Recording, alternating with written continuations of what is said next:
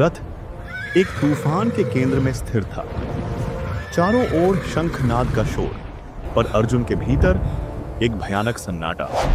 वह गांडीव छोड़कर बैठा था, एक योद्धा जो युद्ध से नहीं स्वयं से हार चुका था।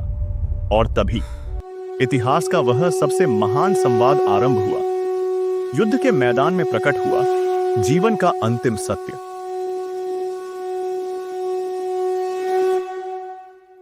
पार्थ, ये विषाद कैसा, ये कायरता कैसी? क्या तुम भूल गए कि तुम कौन हो? अरे ये दुर्बलता, ये मोह, ये क्षणिक करुणा आविये, ये तुझे शोभा नहीं देती धनुर्धर। ये तुझे स्वर्ग नहीं अपमान देगी।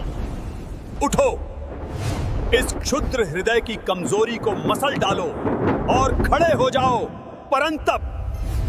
कृष्ण के ये शब्द नहीं थे, ये अर्जुन की चेतना पर किया गया पहला आघात था।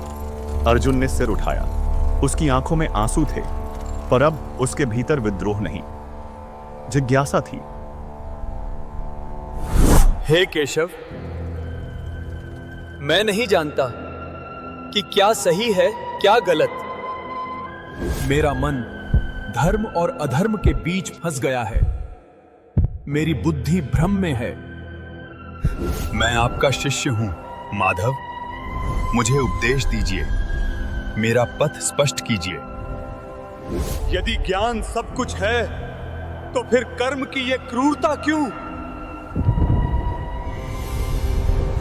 अर्जुन ने समर्पण कर दिया था, और इसी समर्पण के क्षण में कृष्ण ने ज्ञान की मशाल जलाई। आरंभ हुआ उस महान रहस्य का उद्घाटन जिसे सांख्य योग कहते हैं।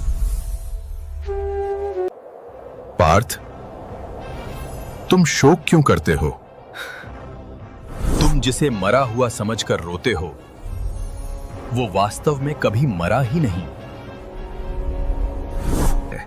और जो जन्मा है वो शाश्वत नहीं है।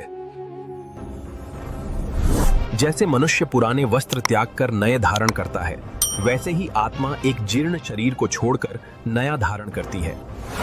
कृष्ण का स्वर जैसे अर्जुन के कान में नहीं, सीधे उसकी आत्मा में गूंज रहा था।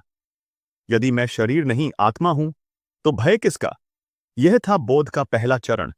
और सुनो पार्थ, तुम क्षत्रिय हो, तुम्हारा धर्म है कर्म। तुम्हारा अधिकार केवल कर्म करने में है, उसके फल में कभी नहीं। कर्म कर, पर उसके फल की आसक्ति से मुक्त रहे। तुम कर्ता नहीं, तुम प्रकृति के हाथों का साधन हो। यह कर्म योग था। कर्म करो, पर परिणाम की चिंता मत करो। यह युद्ध जीतो या हारो, पर अपना कर्तव्य निभाओ, क्योंकि कर्म स्वयं में ही धर्म है। पार्थ, तुम्हारा लक्ष्य क्या है? योग। और योग क्या है? तब तेरी बुद्धि जय और पराजय में, लाभ और हानि में, सुख और दुख में समान हो जाए बा, तब तू योग में स्थित होगा पार्थ। तब तेरा मन किसी भी परिणाम से अछूता रहे। इस समता को ही योग कहते हैं। कृष्ण ने अर्जुन को निष्काम कर्म का मार्ग दिखाया। लड़ो, पर यह सोचकर नहीं कि क्या मिलेगा। लड़ो क्योंकि यह तुम्हारा कर्तव्य है। फल की इच्छा ही बंधन है। यहीं पर सांख्य योग, बुद्धि योग और कर्म योग का संगम होता है। कृष्ण ने अर्जुन को सिखाया कि जीवन केवल भोग नहीं, एक यज्ञ है, कि मनुष्य शरीर नहीं, अमर आत्मा है। यह ज्ञान विषाद के अंधेरे को चीरकर दृढ़ता की ओर ले जाता है। उठ पार्थ, जिसके लिए तुम जन्मे हो वो बनने का समय आ गया है। यह युद्ध तेरे संबंधियों से नहीं, तेरे भीतर के मोह और अज्ञान से है। जाओ, अपना धर्म निभाओ।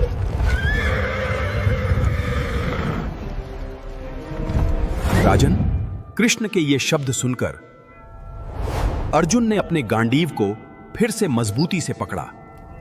उसके चेहरे पर अब विषाद नहीं, अटल संकल्प था। उसने कृष्ण से कहा, आ हे अच्युत, आपके प्रसाद से मेरा मोह नष्ट हो गया है, मेरी बुद्धि अब शांत है, मेरी स्मृति लौट आई है, मैं युद्ध करूंगा। यह अध्याय हमें सिखाता है कि हमारे जीवन का सबसे बड़ा कुरुक्षेत्र हमारे मन के भीतर है। क्या आप हार के डर से अपने कर्तव्य से भाग रहे हैं? क्या आप परिणाम की चिंता में कर्म करना छोड़ रहे हैं? सांख्य योग कहता है, फल की चिंता मत करो, अपने कर्म को पूजा बनाओ। तुम शरीर नहीं, एक शक्तिशाली आत्मा हो। यह अध्याय हर उस व्यक्ति के लिए है जो कठिन निर्णय के मोड़ पर खड़ा है। कर्म करो, समत्व में रहो। विषाद का नाश हुआ, योद्धा जाग गया। अगले अध्याय में कृष्ण कर्म योग की व्यावहारिक विधि बताएंगे। कैसे जीवन की हर गतिविधि को ध्यान बनाया जा सकता है। युद्ध करो पर मुक्त होकर। दोस्तों, अगर आपको यह यात्रा और यह ज्ञान पसंद आया हो तो इसे यहीं मत रोकिए।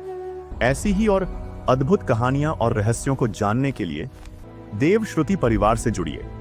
हमारे चैनल को सब्सक्राइब कीजिए, वीडियो को लाइक कीजिए और इसे अपने मित्रों और परिवार के साथ शेयर कीजिए, क्योंकि जब ज्ञान फैलता है तो अज्ञान का अंधकार मिटता है और यही हमारी सबसे बड़ी साधना है।